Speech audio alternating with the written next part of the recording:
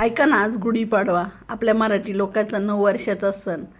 गुढीपाडव्याच्या तुम्हाला व माझ्याकडून व माझ्या परिवाराकडून तुम्हाला व तुमच्या परिवाराला खूप खूप खूप शुभेच्छा. आज सकाळी सकाळी नाश्त्यामध्ये मी नाही का ना गोड स्वीट सँडविच केलं आहे. एकदम सोप्या पद्धतीने केलं आहे, कारण की आता दुपारी तर होईलच थाळी स्पेशल काहीतरी वेगळं नवीन वर्षामुळं. इथं तर काही गुढी वगैरे बसवत नाही, त्यामुळं तरी मुलांसाठी काहीतरी वेगळं करावं म्हणून ना मी आज काय केलं, गोडमध्ये स्वीट सँडविच बनवलं. आपले जे ब्रेड आहेत का, जे मुलं चहामध्ये खायला आणले तेच ब्रेड घेतले, त्याला स्वीट जाम लावला आहे, फ्रूट जाम.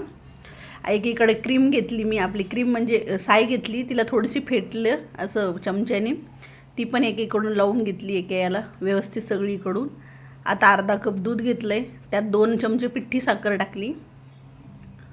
जास्तही टाकू शकता किंवा कमी टाकू शकता, तसं काही नाही आहे, पण काहीतरी गोड काहीतरी हे म्हणून सकाळच्या नाश्त्याला मी केलं आहे. हे बघा सगळीकडून हलवून घेतले. आता बटर घेतले आणि कढाईमध्ये ते सगळीकडून फिरवलं, कारण की त्याच्यावर आपल्याला ते हे टेकायचं, ब्रेड केलेले सँडविच टेकायचं. हे बघा मी सगळीकडून फिरून घेतले. आता त्यामध्ये ना 3 ब्रेड केले होते मी, ते 3 ब्रेड टाकून घेतले. आता कढाई थोडीशी याच्यावरच कमीच याच्यावर ठेवा, कारण की ते तापलं ना की ते जळतं मग.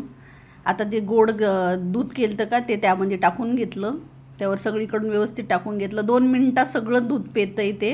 आणि हे बघा किती मस्त नरम हे झालेत, खूप छान लागते. आणि मी घरीच रूह अफजा केलेला होता का, तो टाकला आहे, खूप भारी लागतं. सकाळी नक्की करून बघा. चला.